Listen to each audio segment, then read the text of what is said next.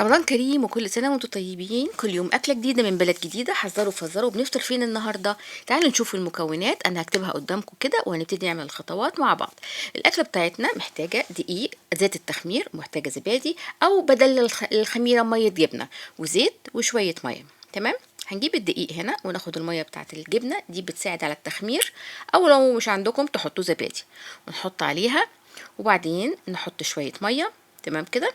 ونقعد بقى ايه شوية ملح وشوية زيت ونقعد نقلبها نقلبها، نقعد نضرب فيها لما ايه، ها، ما بانتش كده الأكلة ايه ومنين. نقعد نقلب نقلب نقلب نقلب نقلب لغاية ما العجين كله يندمج مع المية ومع مية الجبنة. بس ممكن تحطوا زبادي. نغطيها كده ونسيبها تخمر في مكان دافي في الميكروويف مثلا، او في مكان دافي في الفرن ساعتين 3 كده لغايه ما تخمر. بنجيب حله كده اهوت جميله ونحط فيها ميه، وبعدين بنروح حاطين فيها شويه زيت، تمام، او معلقه سمنه عشان تدي طعم حلو وريحه حلوه، ونتبلها بالملح. تمام. ادي الحله ونسيب الميه تغلي. تمام.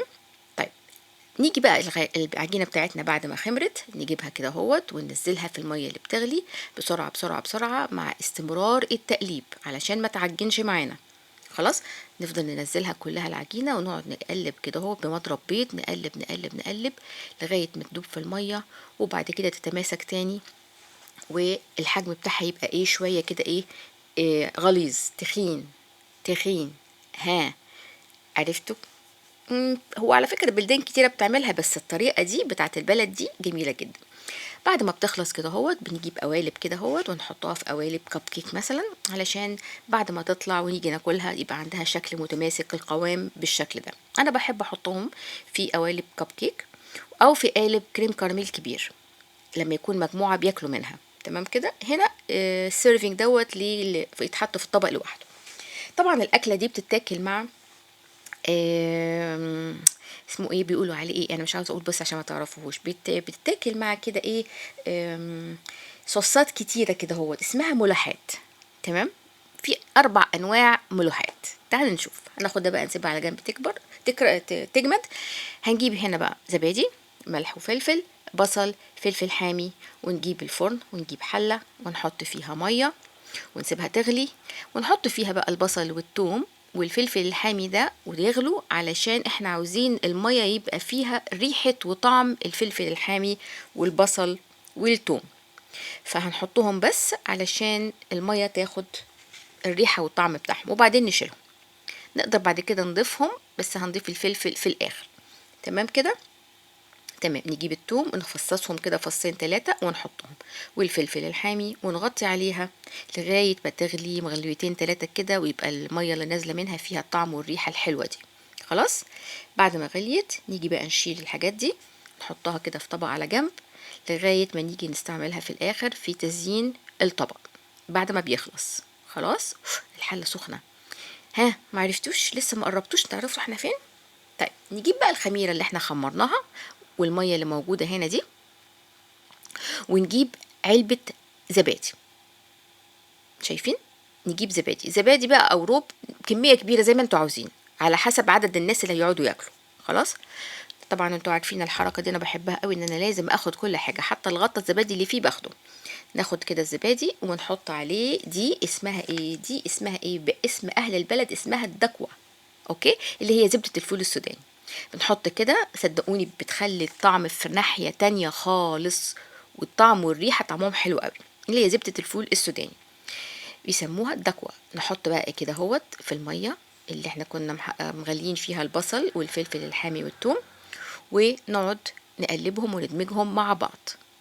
تمام كده. طبعا الزبادي هيعمل شغل وهيخليها تبقى ايه بالشكل الحلو ده. عشان نخليها سميكة هنضيف لها في حاجتين. في ناس بيحطوا نشا عشان تبقى سميكة، وفي ناس بيحطوا اللي هي البودرة بتاعة المانجا، البودرة سوري البودرة بتاعة الويكا، اللي هي بتاعة البامية اهي. دي بودرة الويكا بتديها نوع من السماكة كده اهو. خلاص، زي ما انتوا عاوزين، يا دي يا اما نشا.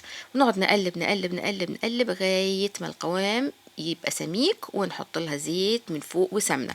بعد كده نروح مرجعين الفلفل الحامي والثوم والبصل لو احنا عاوزين. خلاص. بقت كده شكلها وقوامها حلو، نشيلها كده على جنب ونشوف هنعمل ايه نوع تاني من الملوحات اللي بتتحط مع الاكله دي.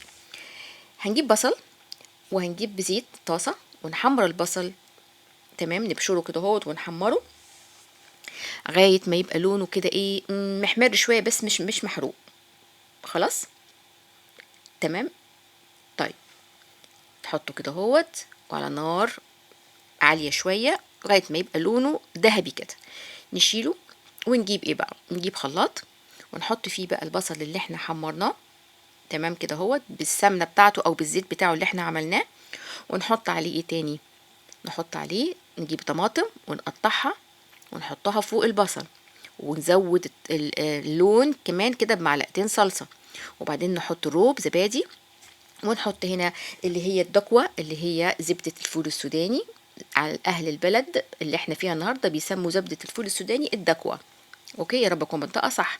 وبعدين نضيف شوية مية كمان ونضرب كله كله كله كله في الخلاط. خلاص. اسمها ايه بقى دي، بتتعمل في رمضان بالذات.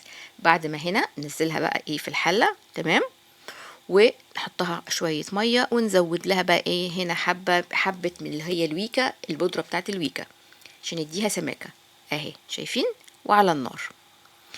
كده عملنا النوعين من الملوحات. نطلع بقى هنا هوت الحاجة اللي احنا عملناها اللي هي اسمها ايه، اللي عاوزاكم تقولوا لي اسمها ايه، نحطها في طبق التقديم في النص كده اهو. يا سلام يا سلام، شايفين شكلها عامل ازاي. ونحط حواليها بقى ايه الاتنين الصوصات اللي احنا عملناهم اللي هم اسمهم الملوحات، واحده بالزبادي اسمها ملوحات بيضه، والتانيه بالصلصه الحمراء كده. في ناس بيحطوا فيها لحمه مفرومه، بس في ناس بيعملوها من غير كده. نحطها حواليها كده. الله الله الله، على فكره الاكله دي ما بتتاكلش بمعالق، الاكله دي بتتاكل بالايد. ايه رايكم؟ تفتكروا احنا كنا فين وفي بلد ايه، وايه الاكله الجميله اللي احنا عملناها دي؟ اكتبوا لي في الكومنت. ويلا بقى عشان ما فاضلش غير ثواني والاذان يدن، وانا متشوقه ان انا ادوقها واشوف طعمها ايه. يلا يلا يلا يلا.